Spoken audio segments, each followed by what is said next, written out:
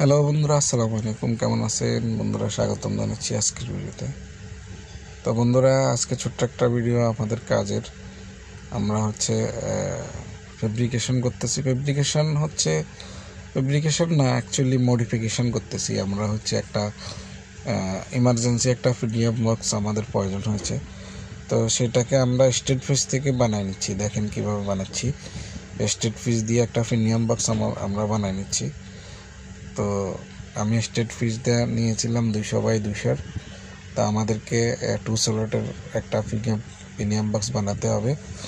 এখন 1 metre length 1 metre. তো দেখেন আমি সেটা কিভাবে বানাচ্ছি। এক সাইড থেকে স্টেট ফিস আমি প্রথমে লেন্থটা কেটে নিলাম 1 মিটার।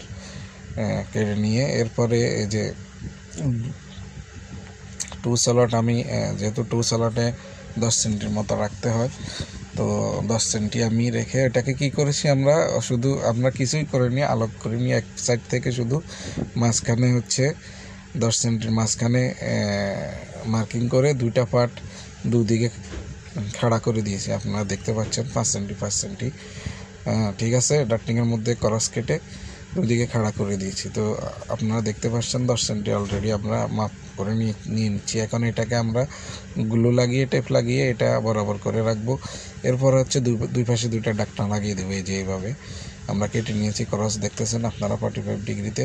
তো আমরা দুই পাশে ডাকনা লাগিয়ে দিব, এ পাশে আর ওই পাশে। তাহলে আমাদের প্রিমিয়াম বক্সটা হয়ে যাবে।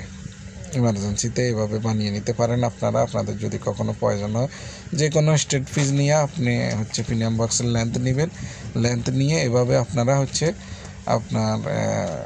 আপনার কত স্লটের লাগবে, প্রিমিয়াম বক্স লাগবে, সেই ঠিক ওই অনুযায়ী আপনারা কেটে দোনো দিকে এভাবে খাড়া করে দিতে পারেন।